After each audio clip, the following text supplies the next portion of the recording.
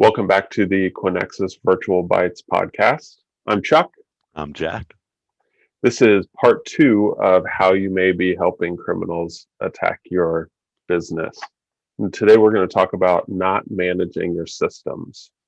As Chuck mentioned, today's topic is not managing your systems. I'm going to use the water treatment plant in Oldsmar, Florida, as an example here.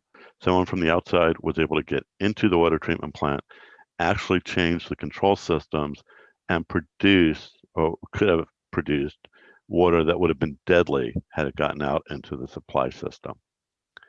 The root cause of this problem was traced down to an unused remote access solution. Don't want to name the specific one, but a couple of examples of remote access solutions are TeamViewer, GoToMyPC, PC Anywhere, VNC. They let users from the outside come in, typically around a firewall, and actually get into the internal system.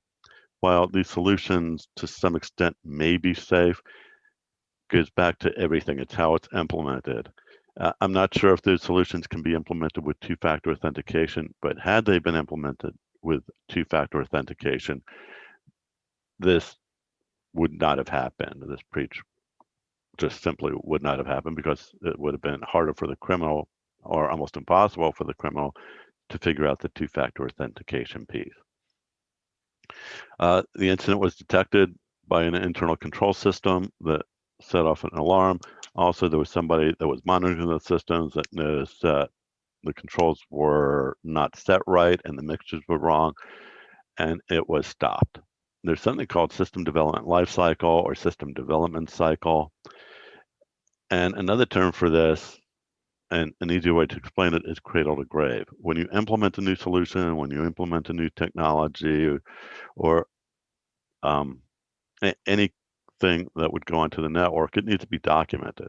You typically start with defining the need for it, doing the research, finding out what product there is that fills the need, why you selected it. You go through the implementation phase, make sure that it is properly implemented, and follow the maintenance routine. And you also have a documented procedure for retiring the solution.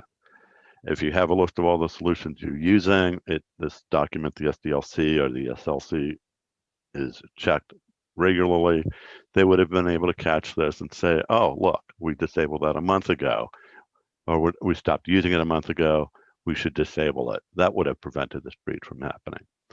Some other things that were bad that were found as forensics were done to determine the root cause.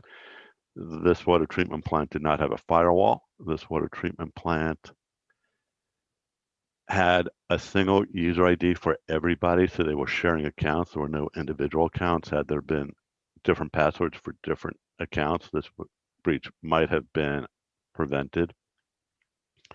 And all the workstations, or the majority of the workstations at the plant, were running Windows 7, which has been deprecated and has not been updated for several years. So once they were in, these machines would have been easy to put backdoors into for later access from the criminals. Organizations need to do a risk assessment so they understand what the risks are. Then based on the risks, organizations need to allocate funds to take care of the most severe risks that they can afford to take care of. There's negligence and there's rationalization. Negligence is you don't do anything. You don't understand the risk and you just go along and ignore the world and do whatever you want. The next one is rationalization or understanding. Through the rationalization and understanding coming out of the risk assessment, you know the risks are there. If you don't have funds, you need to justify why you're going to accept the risk and put plans in place to work and mitigate the risk the best you can over time. So organizations with limited budgets, especially local governments, water treatment plants, need to at least understand the risk and address the risk. And this needs to be done in writing before something bad happens. The takeaway from today's podcast is to understand what systems you're using as a company and to understand what systems you're no longer using and disable those systems.